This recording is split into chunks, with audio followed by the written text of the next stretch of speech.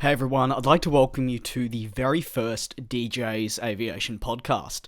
In this podcast, I'm going to be taking a bit of a different approach to my regular videos that you do see on the channel. For example, I'll be uploading, let's say, an aviation news video, talking like this because I'm really enthusiastic, and that's not saying I'm not going to be enthusiastic in these podcasts, but it's really just a laid-back approach. So this will allow you to maybe listen to it on your car ride to work, maybe if you're heading to school with your earpiece, maybe if you're just falling asleep. So I'll definitely be working on my volume and my execution.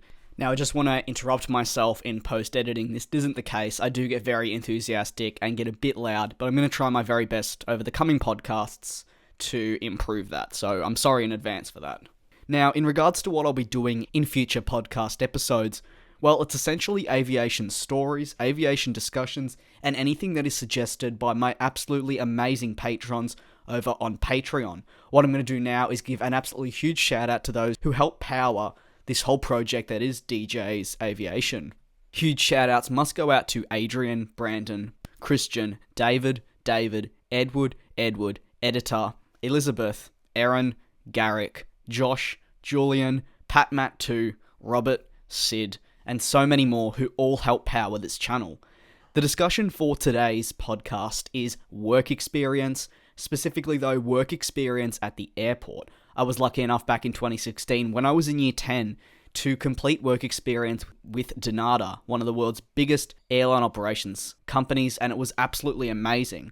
I was only there for a week, and the stories and experiences I gained were truly memorable. And today I want to go into just a few of them, and there will likely also be a part 2 where I'll discuss more of the ground operations that I did experience.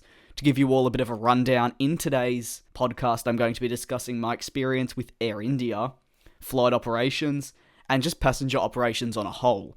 The Air India experience is absolutely hilarious, and one that's kind of changed my view on the airline greatly, as I didn't know a whole lot about them, but then, experiencing certain things, it's really just changed my perspective on it. Possibly positive, possibly negative. You'll definitely have to stay tuned for that.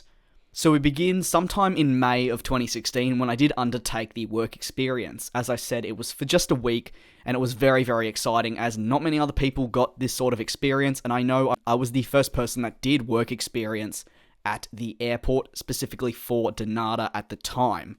I spent my days doing various different tasks, whether it be up at the terminals doing passenger operations, which I'll be getting into later, or inside the main Dynata cargo shed, or going out with the trainer to just go and see the planes at the graveyard, which of course is where the GSE go to rest, as a lot of people around the airport do say.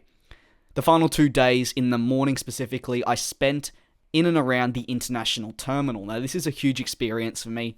If you're not aware, I absolutely love going to the airport and experiencing that feel of just being inside the terminal. I don't know if anyone else listening to this gets that exact same feeling, but just that feel when you walk into the terminal, whether it's going through security. I know that can be very stressful, but it's just that thing of I'm going on a journey. I'd say coming back, it's more I just want to go home, but definitely when you're starting off your journey, it's just absolutely amazing, and you can't beat that experience. So to be doing that 2 days in a row, while not the same as going on holiday, was certainly a memorable one. Dynata handles a number of airlines at Melbourne Airport specifically, but also around the world. You may know them because of Emirates, as they pretty much handle everything to do with Emirates, and their main base of operations is in Dubai, but they have offices all around the world and are at many different airports globally. For instance, they're at London Heathrow, Hong Kong, and so on. When I was doing passenger operations, a lot of the tasks I did were, for instance, helping with the check-in, transporting passengers to their gate, looking for passengers, and so on. But as I said, the most memorable experience in that aspect was working on the Air India flight. At the time, this operated 3 times weekly, I believe on a Tuesday, Thursday, Saturday. Don't quote me on that because I may be wrong. But for this instance, it was on a Thursday. Now, my supervisor, the person that was looking after me, had always said that he dreaded working on Air India flights. I never knew why because, well, I was 16 and I'd never dealt with Air India. I soon learned that I completely understand why. There's around 300 people that do check in for the Air India 787 flight, potentially less, potentially more, I don't know the exact number.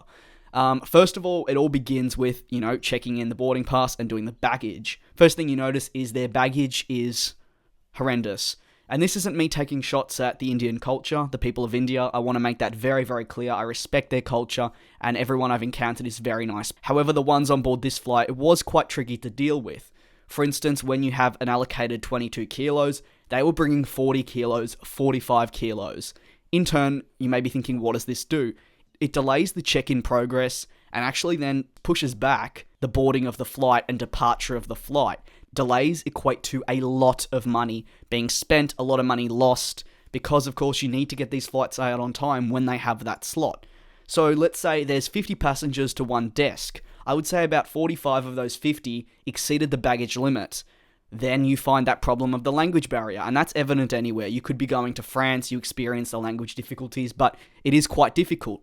We only had a few people that did speak a hint of Indian, and even still, they weren't really comprehending that they needed to take the clothes or whatever was in there out of their baggage. That was the first implication, which made it very, very stressful. And if you're talking stress, it was so stressful that we had to get people off other flights to come and help. And I'm saying this is only the check-in stage. I have not got onto even the boarding, the going through security, and more. Ultimately, another thing is wheelchairs were in fact necessary, and that's completely fine. However, you are going to hear the extent of the wheelchairs very, very soon. Now, as I said, once the check-in was completely done and everyone had taken all the stuff out of their bags and comprehended that, it was the difficult process of moving everyone through security. Now, usually you'll find if, let's say, you're going to Los Angeles, you might get drips and drabs, you'll get 10 people go through security for the same flight, but very rarely will everyone go through at once. This was the complete opposite with Air India. On the Air India flight, everyone on board that flight went through security at the last minute, but also at the exact same time. Which meant in that small zone where the screening is happening, which is already compact, I should mention that, it just was even worse. I've never seen anything quite like that. I've departed at night time on QF9 and 10 from Melbourne, Dubai, London. This is before it did Perth to London, and that was pretty bad. That's when you got Etihad, Qatar, and a whole lot more all departing at the same time. But as I said, this was the morning rush with 300 passengers flying to India on board Air India.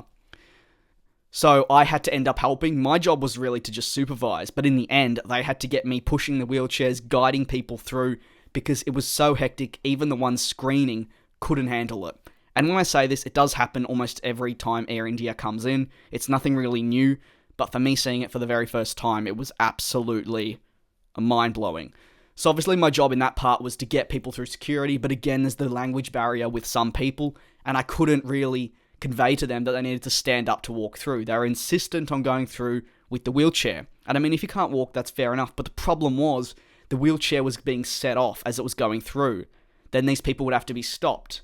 And then when these people were stopped, you'd have a family of 15 with them. They would then therefore block that particular way and no one could get through.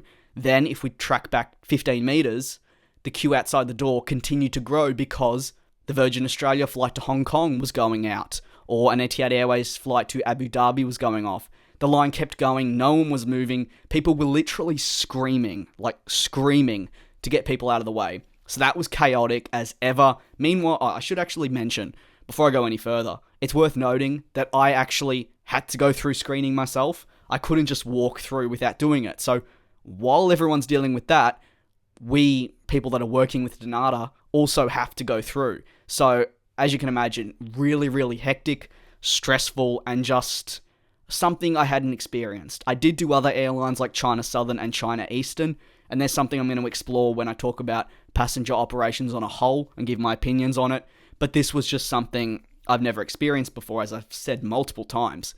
Getting through there, we all headed to the gate. That's kind of the standard procedure.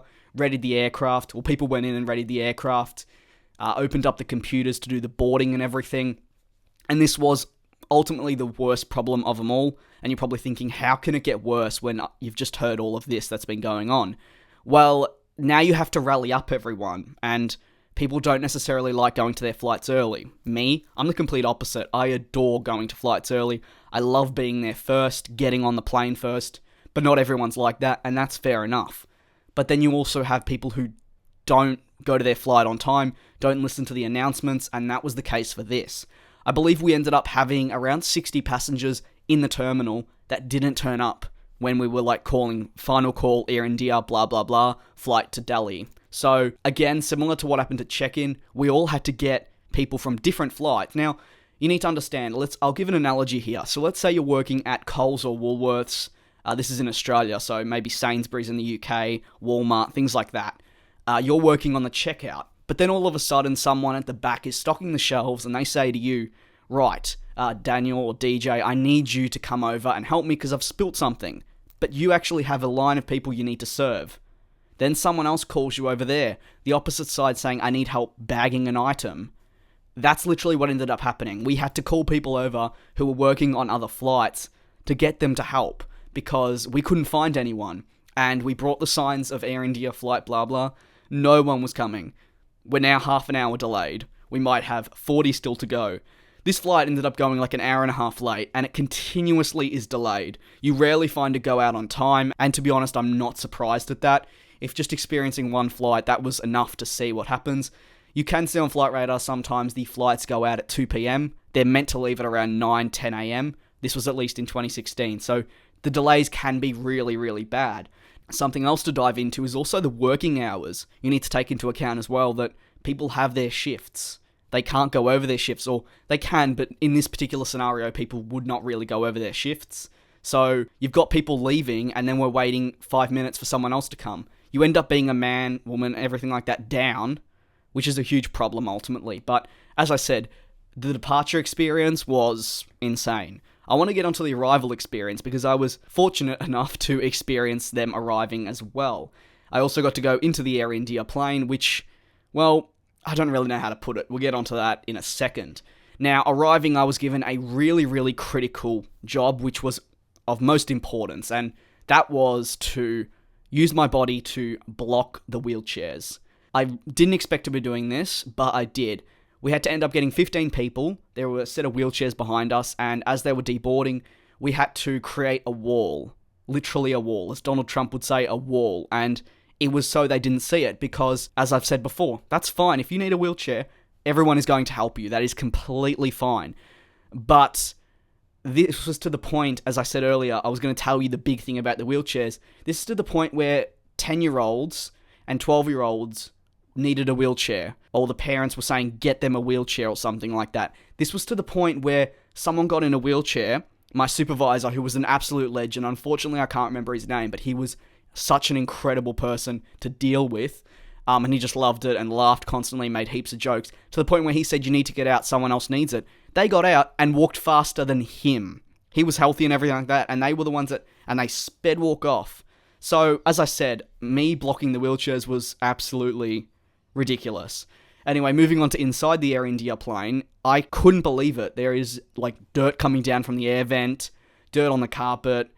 It had never been cleaned. That's literally how it was inside. Whether that was accumulated from multiple flights or just that one, I'm thinking it's more the earlier. Like, a lot of flights, it just hasn't been cleaned. But as I said, the state of the aircraft wasn't that good. I know a lot of people don't really like Air India. I don't have an opinion that I don't like them or love them.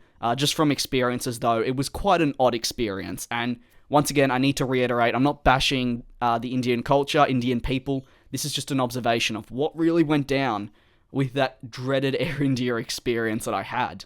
I mean, I'm thankful I only had to do it one day, and for the people that are doing it every single week, you have to have so much respect for them, because that job is so difficult, and you require so much concentration. Now we've finished that, I just want to get onto flight operations, and this is going to be a smaller section in the podcast, but nevertheless quite an important one, and something I honestly really enjoyed.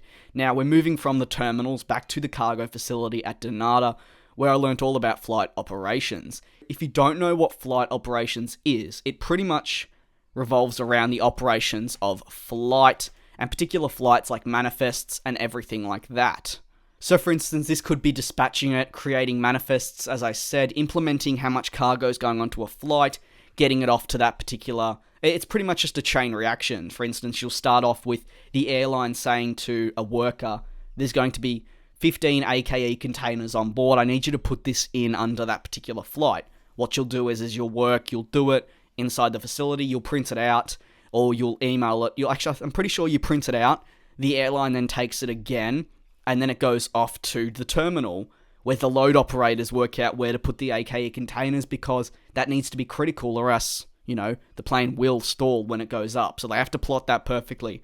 As I said, it's one thing moving to the other, and it's really, really interesting and something I actually really enjoyed. I didn't think I would, but after doing it, that was where I was for the majority of the week, inside flight operations and learning about that, and it was so much fun. I learned a lot of insider information, which actually ended up being true. For instance, I learned that Qatar Airways were going to be sending their Airbus A380 in the coming months, but remember, this was in 2016, and that actually did occur. And then there was another one about Etihad launching a second daily flight in the morning. That also happened. Shemin, I don't know if I'm pronouncing that correctly. It might be Zyman or Shemin. Again, I don't know. I was also told that they'd be starting flights, and lo and behold, they also did as well. So if you're an aviation geek and you want to know insider information and like that sort of thing, I'd highly recommend going into that, because you obviously do find out some really cool information. But as I said, it was all about implementing information into a computer, into tables, adding things up via the computer, then giving it off to someone from Emirates. Because this is Donata, there was a huge Emirates office upstairs, which is where people would come down and say, do this. EK 407, 406 is going out tonight to New Zealand or to Dubai. We're going to have a couple of meets. That's something else I should touch on. Donata were handling Qatar Airways, and for instance, meets is a really big thing, and you learn so many different things, because you're just thinking, well, maybe it's the bags that go on board. So my bags when I head on board the flight. Next, it might be, what else? Some mail, maybe mail. But you never really think there might be a whole heap of other stuff. Like, unfortunately, there are dead bodies which go on board. But the most common thing on particular flights, you may find meats. So one airline may just always have meats. It's a big thing. And their flight might have 100 passengers, but their entire cargo section is full. And that makes them a lot of money, and it's often why some flights continue over other ones. So for instance, a Qantas A380 flight might have done Melbourne, Dubai, London. In fact, it used to. It wasn't a very full flight, but underneath it was a different story, and it was still earning the airline a lot of money. Ultimately, they removed the flight to do their Perth to London, but even still, that was going well for them. So it's not always about the passengers, but it does depend on a lot of things. So as I said, Qatar were very favourable on the meets. Next, I want to move on to passenger operations. So we've done flight operations and we've done Air India, but I wanted to do passenger operations on a whole. As I said, I worked there for 2 days in the morning, doing the morning rush from about 6 a.m. to 11 a.m. And I would absolutely love to do this if I could get the chance. Honestly, I enjoy anything to do with the airport. Not necessarily a pilot, but you'll know that I just love all the logistics side of things, and this was a lot of fun. It was quite interesting as well, because there were 5 new people starting in the same week as me. So, I was doing work experience, but they were starting their first ever week, and the way they're brought into the industry is brilliant, and I couldn't speak higher enough of them. For instance, instead of throwing you into the deep end and saying, do everything, you're accompanied with a lot of people. It's a big group, and you're all working together. And if you do like teamwork stuff, then passenger operations is something you could definitely look at, because you're working in that team environment, you're having the helping hand, and these people who were on their first week were just given small tasks. For instance, when we were waiting for a China Southern flight, the job was to look at the passports and match with the face. Are they the same people? Just small things like that, while the professionals did all the scanning, documenting of the booking and everything like that. A couple of interesting things in passenger operations is when you're behind the counter and getting scanned off to board. Interestingly enough, when the scanning procedure occurs, you actually get to see how many people have now checked in, how many people have gone and boarded, how many people are missing, what rows are missing, and that's something we don't usually see. We simply have our boarding ticket or our phone out, and then it goes beep beep, and then you just walk on. You don't think about all the other stuff, and that's what I absolutely love thinking of. I think, alright, what else are they doing? Are they maybe clicking something else? Has that gone to another office where they've found out this has happened, and then they're going to find someone else? The whole operation side of things I absolutely love doing. So I went in a number of different planes, multiple A330s for China Eastern, China Southern. Those aircraft were quite cool, but I think the most exciting part about it was, of course I would have loved to have gone on holiday, but it was the fact that I was going on the plane but not actually flying anywhere. I was getting to see the seats, people boarding. For instance, one job was we had to see if a seat was taken, because apparently someone had checked in and boarded, but their seat was free, so we didn't know where they were. So my job, of course, was to go in and check that seat, and then come back. And I'd never been in an A330, let alone a China Southern plane. So meanwhile, I've got to do this, but I'm just standing there like, wow, that's a nice cloth. That's nice colors in the cabin. That's a nice seat. That looks comfortable. So yeah, you can kind of imagine someone that really likes planes doing this sort of thing. You would probably get distracted at first, but then kind of get used to it.